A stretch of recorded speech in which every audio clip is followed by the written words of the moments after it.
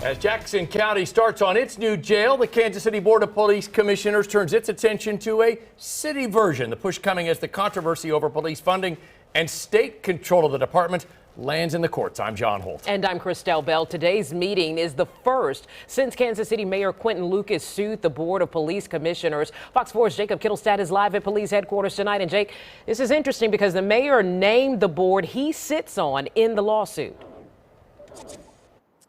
Well, that is right. The law that he is challenging would force Kansas City to fund their police department, require them to fund it at 25% of their general fund.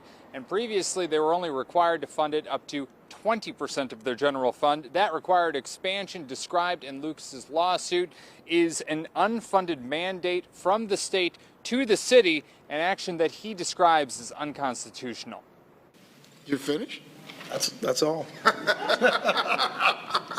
Laughter closes the meeting of the Board of Police Commissioners, somewhat diffusing energy from the lawsuit, not addressed directly in open session. Board President Mark Tolberg, in a statement on behalf of the BOPC, said that he is in favor of the state's bump for KCPD's percentage of funding.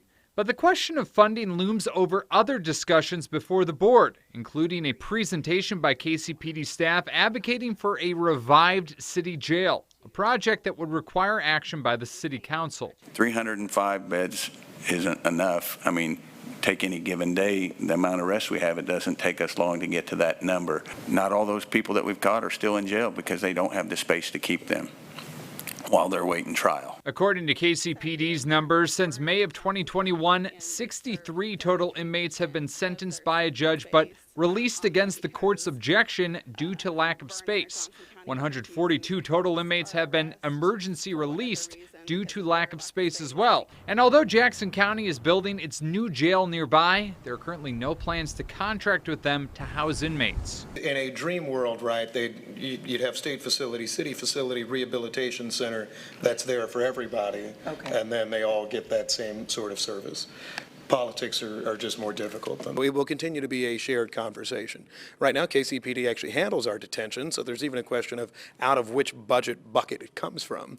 But that's something that I think is better off done collaboratively, and ultimately, that's why I would say local influence in terms of how you make those choices is most important. Municipal or city inmates are currently housed in Vernon and Johnson counties. That's a pretty long commute away for city employees.